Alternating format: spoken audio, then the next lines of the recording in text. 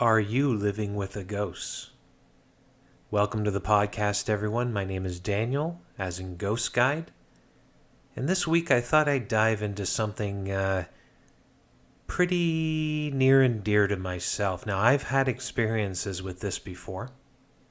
I'm not coming to you as a novice on this. I consider myself an expert, if anybody can call themselves such a thing in the world of the paranormal. But this week is interesting. Now, I posted it on the Ghost Walks fan page just for fun to see what people would say, and I have a couple of experiences here that they shared on the page. I wanted to know, am I the only one who can see living with a non-negative ghost? I'll put it that way. So I'm talking about an energy in your house. So there is a ghost in your house. If anybody asks, is your house haunted? You're going to say, yes, it is.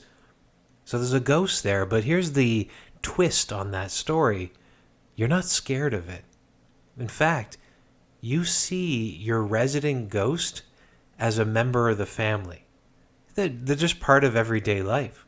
Somebody asks you, what's going on in your house? And you say, oh yeah, my ghost Bob, he slammed a door the other day. It scared me for a moment, and then I chuckled. It's just Bob. So this is the side of hauntings that nobody ever talks about. Because you see all the horror movies, right? In the horror movies, they're out to scare you. So you immediately think, okay, if there's a ghost in my house, it's going to be scary. But what if it wasn't always the case?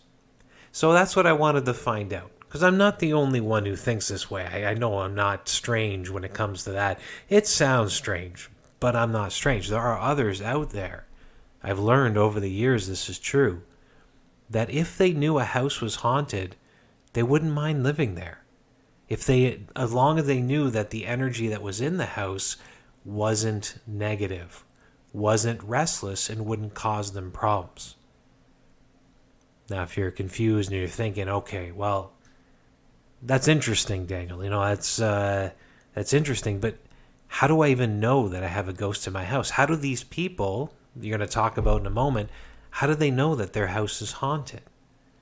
Now, there's many different types of signs that are the obvious ones, like I just mentioned, a door slamming on its own, or things moving around and it doesn't make any sense, or even a feeling. Now, those who are sensitive to this kind of stuff, I'm not just talking about full-fledged psychics. I mean, you could be slightly sensitive and pick up that it feels like there's somebody in the house with you, even when you're alone. I mean, everybody feels that, right? If you walk into a room with living people and you're not welcome, you're going to feel that dread. There's a bit of uncomfort with that. That's negative energy coming your way. Or if you're standing in an empty room and you're not facing the door and somebody walks in silently, you feel when they enter the room. So you don't have to be a psychic to know that there's something there. So that's one way you can tell. And the other one I mentioned about small occurrences. I'll give you an example. This family that I helped a bunch of years back through investigations, their house was haunted. Now, when they moved into the house, they didn't really know what they were getting into. They didn't know how much energy was inside the space. Now, little things would happen during that time, but the one thing that stood out the most was their son, who I believe was a little bit autistic, didn't really interact well with people, and they would hear him inside of his bedroom. The door was closed, and they would hear him talking to someone, as if having a full-fledged conversation. Now, on a couple occasions, they would just listen, and he would talk and say something and then pause as if he was listening to an answer, but they couldn't hear anything else. Like, nothing was talking. When he paused, it was just quiet. And then he would continue talking like a normal conversation was occurring. And sometimes they would open the door on him just to see what was going on, and he'd be sitting in front of his open closet, just staring inside the darkness of the closet. So they knew that there was something there. I mean, this is outside of the realm of what their son would do. It was strange. But it wasn't the only thing that would happen, because, then you might talk to the boy and find out what's going on, and that's what they did. Now, as a side note, he described the spirit as, that was the best way to put this, like a muppet, like a strange puppet.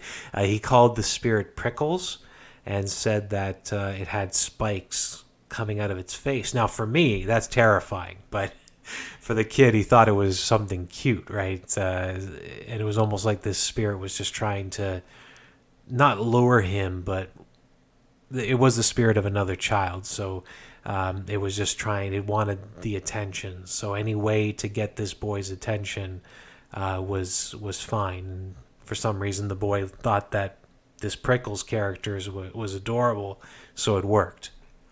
That wasn't the only thing that was going on in the house. So how your children act, how your pets act, because they all have an increased sensitivity to this kind of stuff that we've lost over the years. But also small occurrences. Now the wife, she lost her wedding ring. Now this, of course, killed her. I mean, she tore the house apart looking for it. She tore up the vents, looked inside, flashlights everywhere, even tore open the vacuum at one point, the vacuum bag, thinking that she might have sucked it up by mistake. And for days, she was unable to find that ring. She looked everywhere, constantly, throughout the house, over and over again, couldn't find the wedding ring. And then on one random morning, like she did every single morning before that, she comes downstairs into the kitchen. She's going to make herself a cup of tea. So she opens up the cabinet, and right there on a teacup hook, a hook she's looked at many times before, her wedding ring. So there's a small occurrence that if you asked every natural question on Earth, how could this have occurred, there wouldn't be an answer to it. So that is something that you can calmly state that the house is haunted. Was a historic house as well, built up energy over the years. Now, were they scared of it? The answer is no. I mean, when we came in to do the investigation, we weren't there to do any type of clearing. And to be honest, I mean, back in the day, it depends what psychics you worked with, that unless the spirit was considered restless or unhappy, that you never did a clearing. That it was considered, what's the word? Not immoral, but I don't know the word. You would. It's going against the spirit's will. That if the spirit is connected to something material, that it isn't always good to push them over to the other side, that they have a journey that they're taking. Now, if you believe in the idea of karma, I can understand this. I think it would be bad karma to push a spiritual energy to the next level when they are not ready. That could be a very high level sin on the spectrum of karma, but that's a subject for another episode. So we wouldn't go in, we wouldn't need to do any type of clearing. We would basically just be there to read the situation for them, to confirm that there's nothing negative that can affect the family. Now you might be asking the question to yourself, okay, Daniel, you've already mentioned a couple times about negative energy. Well, what does this really mean? And that's an interesting question. I'm going to come to that and why it is dangerous to have that negative energy. Before I do that, I want to read you a couple of these messages here. So, as I mentioned, I post on the Ghost Walks fan page. Now, if you want to see it, it's on Facebook. Just do facebook.com/theghostwalks, or just search Ghost Walks. And every Monday, a question goes out to the community. And I'm telling you, I absolutely enjoy this. I'm so happy that I am in charge of posting these questions, because the answers that come back are just absolutely wonderful. It just not only gives me validity to what I believe in the paranormal, but just hearing other people's stories, I would have to say this is a loved hobby of mine. So I posted the question. It was in relation to the podcast this week about the question was, who's your ghost? So I wanted people to give the ghosts of their house their due. Tell the world about them. So some of the messages came back were just very quick ones. Just saying that was an older lady and we don't really know much about her, but we know she's here. We don't know who it is and things occur. But there was a couple of very detailed ones. So this one is from Karen. And she actually she listed it. There's children, the 2 children, Kevin and Chicken Isabel. And then the adults were Evelyn, Roger, Robert, Stephen, Michael, and one unknown. So that's 1, 2, 3, 4, 5, 6 adult ghosts and 2 kids. And plus whoever is passing through. So I immediately know without even asking, I didn't even ask this, is that this person is sensitive, because I've heard that many times before. Somebody has a psychic ability, not only do they read the energy of a space, but they actually draw in even more. Now they might know in this group who is attached to the house and who might just be passing through, but they added as well, plus whoever is passing through. So there's another level to that. Tells me that the 6 adults and 2 kids I mentioned are connected to this historic house. Now, they say sometimes we hear from 2 or 3. Okay, I don't know what it means. But they get good, strong, clear, intelligent replies. Okay, SB7 must be... I'm not too up on current paranormal tools, but SB7. Actually, that's a good question. So they say they use an SB7, which I assume is a paranormal tool. Spirit box. Okay, that makes sense now. My bad. I got to keep studied up on this. So a spirit box, for those who don't know, is just a hacked radio. So basically what it is set to do is it scans through the different frequencies of radio stations, and that they say if you hit the right frequency at the right time, that you'll actually have communication coming back to you. I don't know how much I believe in that. I've used them in the past, and they've brought some interesting results. Decent. I wouldn't categorize as good or bad. Decent. Middle level. It's an interesting thought, though. So they get communication that way. So obviously the question that I came back had nothing to do with any investigation or, what are the ghosts doing. My question came back is, that's quite the group. Do you know why Isabel has the name Chicken? Because, I am a storyteller by trade. I lead the ghost tours in Hamilton and Niagara-on-the-Lake up here in Canada. And I know, when you hear a certain story, that the pressure points, so the parts that you need to kind of dive a little bit deeper on. And yeah, I understand these ghosts. There was nothing specific said about them. So the only question is, okay, the children are Kevin and Chicken Isabel. And then when I hear that, I'm like, okay, I gotta know why it's chicken. So that's what I asked. And surprisingly, Karen knew. She said that the land we are on used to be a farm long ago, and they raised chickens. When we first started, she kept saying, "Pullet," whenever we asked what kind of farm it was. We were confused and pull what? And then my daughter, this is Karen's daughter, looked it up, and it says that pullet is a type of egg-laying hen.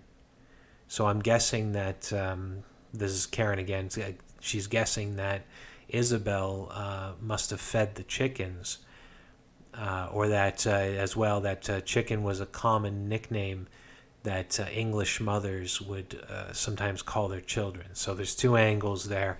I just love the detail of it, and if I were to investigate your house, Karen, if you're listening, I would definitely focus in on Chicken Isabel, because from my point of view, sitting back here, just listening to the story, that I would think she is hands down the most interesting.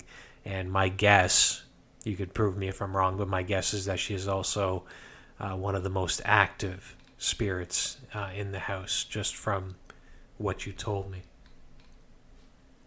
The second message I want to share comes from Andrea. Now, she said that it is an older lady that apparently died alone in the house and feels comfortable with her, Andrea, and her husband, and especially since they had a 2-month-old baby. That's interesting. Now, if I were to read between the lines here, which I asked her how she feels about, or like anything specific that might happen, but if I read between the lines, as if an older woman would be a grandmotherly energy. And the fact that she says that that the energy feels comfortable with her husband and her 2-month-old baby tells me that the spirit itself is also comfortable. So that if she's picking up on the comfort energy, then this energy is not restless. And same with the other group. It's almost like they're coexisting, because there would be certain things that are said in the message that would tell me if they are not coexisting, and then that you would have a restless energy, which I'll come to in a moment. So Andrea followed up with, I don't mind her, as in the ghost being in her house, as long as she doesn't scare us. I've seen her, especially in our bedroom by the bassinet, and my son, this is a 2-month-old baby, must see her too, because sometimes he looks where nobody is and smiles like somebody is making funny faces. Okay, I just gotta say this for one quick thing. If you were to walk into the room during the daytime, just stay with me for a moment. So if you were to walk into the room during the daytime and your child, your son, is looking up from the bassinet laughing as if playing with somebody who's looking down and making funny faces during the daytime, sun shining through the window, I would think that's cute. I would actually think that's kind of adorable.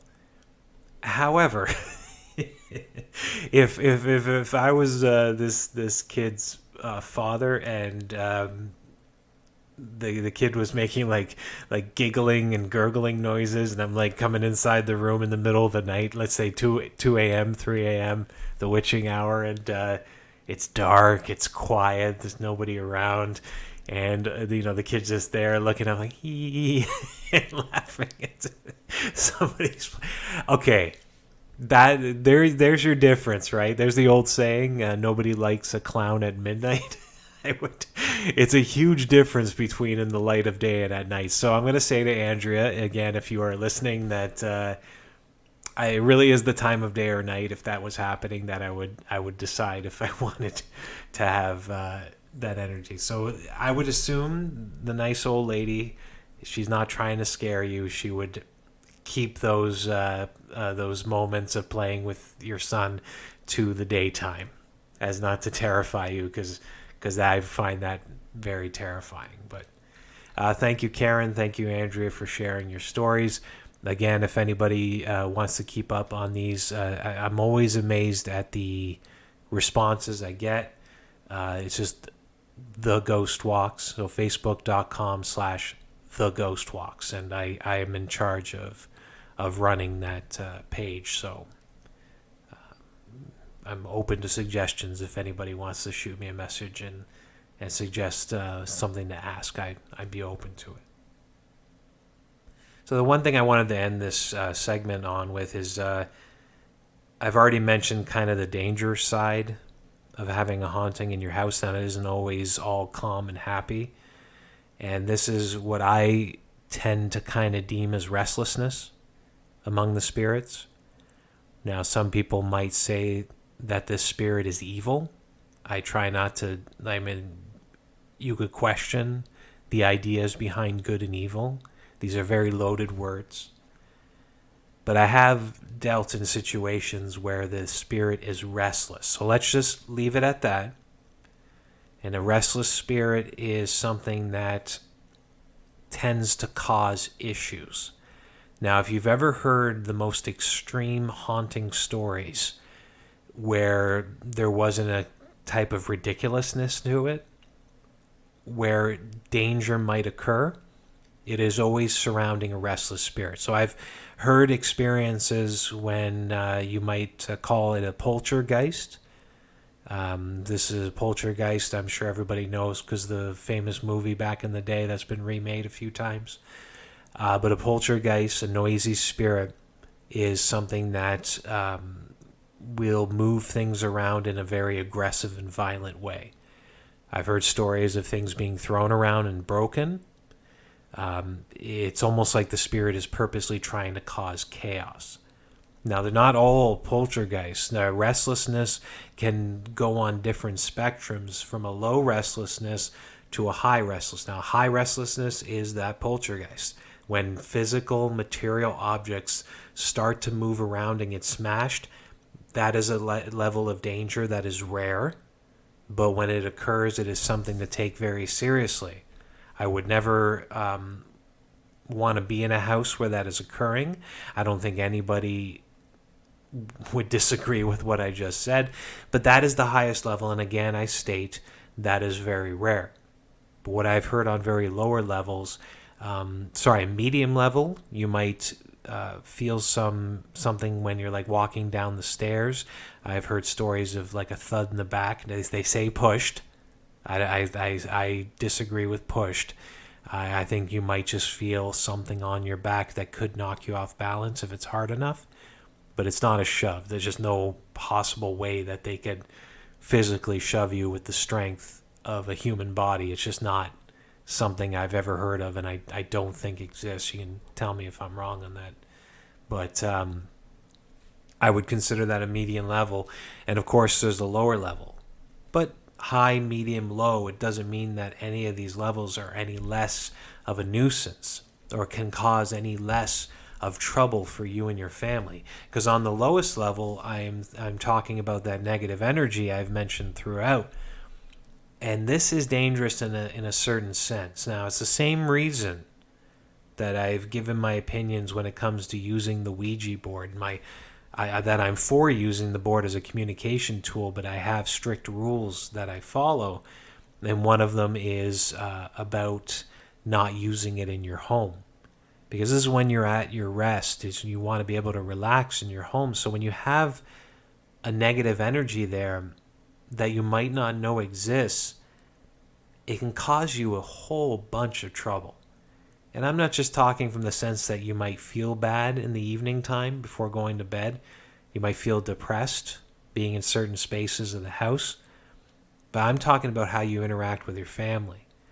So if you have your spouse or your children, and even your pets, if there's a negative energy in there that's affecting your emotions, your interactions with them now become different. Now, I've had this happen to me personally, and the negative energy was inside. I was in the living room area, and at the time I had these two twin cats, and they were in love with each other. I mean, they slept together every night. You couldn't pour them apart. They just loved each other. But when they were in that living room around that negative energy, they hated each other. In fact, the bigger one would try and kill the smaller one, and I'd have to pull them apart, just completely shocked. But when we realized what was going on, well, that's when we could take action and clear whatever was there. So this is the dangers of negative energy. And if you're not in the paranormal like I was and don't have contacts with many legit psychics who can help you out in this situation, you might get stuck with it. You might not realize it's there, and by the time you realize, well, you've already you've gotten a divorce. It's pulled your family apart. So that's the danger. So if there's any type of feeling that the energy in your house is on a negative level, I do recommend doing something about this. Now, you can contact me. I can give some advice on that. I don't want to go too into much detail here. Otherwise, I'll be talking for another 2-3 hours, and nobody wants that.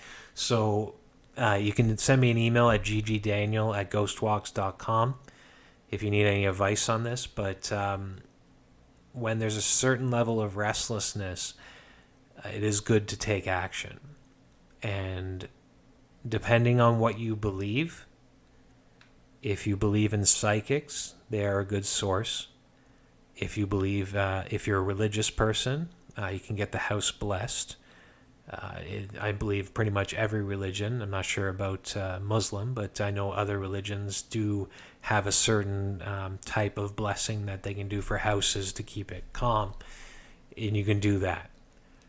Or even for yourself, you can sage a house, or you can just go through and tell whatever it is to leave. That's what worked for me. I just had to face my fears and kick it out. But whatever gets you to that point where the energy in your house becomes level again. Level. And I mean, you're in a space that even if you're feeling your best, when you walk into that one space, you don't feel good. And you'll know it. I mean, there's a difference between just not feeling good in general because something in your life is bothering you, and with this, because you can have the best day in the world, but yet you stand in this room or this space and you're not happy anymore. So anybody who's experienced this before, you know exactly what I'm talking about. If you're just experiencing it now and you're realizing, oh crap, that's right, this one area of my bedroom just doesn't feel right, then hopefully it sends you in the right direction. But in the end, I'm going to say don't freak out. Don't freak out about having an energy in your house. I know it's scary. The idea that the person haunting your house is dead, that they've passed on in so many words, and that it's not a physical body. That's very possible that there's a grave out there with their physical body inside of it. The first thing's going to come to your mind is all the horror movies you watched as a kid and even today, and you're going to be scared. I mean, the idea of lying in your bed and thinking that there's a ghost standing over watching you sleep, which is very possible that it's happening, it's not as scary as it sounds. Because a good energy will not purposely scare you, as going back to what Andrea said, as long as the old woman doesn't scare us. It won't do it. And in fact, if it knows that you're scared of it, it will usually hightail it. And I'm not talking about leaving the house, but you won't even know it's there. A house can be haunted, but because of the fact that you're frightened by it, it just kind of hides. I don't know where it hides. If you believe in the idea of dimensions, maybe it has its own level of dimension, a different energy world that it lives in. But your fear of it, if it's not malicious or restless, will usually send it away. So it's completely up to you. And I know Andrea and Karen, you've embraced your ghosts, so experiences will occur. And I love that. I think that's wonderful. And if it wasn't in my own life, if it wasn't for my wife being so freaked out by it, that I would do the same thing so that I could get experiences, because my house also has a ghost. But for those out there, you're in a haunted house and you're like, I gotta move because I don't want this dead person living with me, then just listen to what I say and don't freak out about it. If anything, just say out loud one evening or during the day if it makes you feel better. Just say, I'm sorry, I'm happy to share the house with you, but please do not make your presence known. I would rather not, because it frightens me. And usually that's enough. Usually that's enough just to make your will known. Okay, well, I didn't realize how long this would go. I was going to read a ghost story, but we're almost at 30 minutes, so I'm going to cut out now. I'll save the ghost story for next week. Just a very quick update. I'd be happy to know that the Ghost Walks gift shop in Niagara-on-the-Lake is going to be moving. So at this point, we are just kind of packing up and getting everything ready. And it's moving to the far next door. So it's just one door down, where we're going to be practically in the same spot. But unfortunately, or fortunately, how you look at it, is a much smaller space. And I was out there just, seeking somebody to give a good home to the haunted piano. And I'm very happy to say that my close friends, Ian and Trudy, Ghost Hunt Paranormal, that they have taken the piano as of this morning and have given it a good home. So I'm happy that that's all come into place and that the Ghost Walks gift shop will move forward probably within the next month or so in Niagara-on-the-Lake. Will move to its new location. That's all I got to say. Thanks for listening, everyone, and have a wonderful week.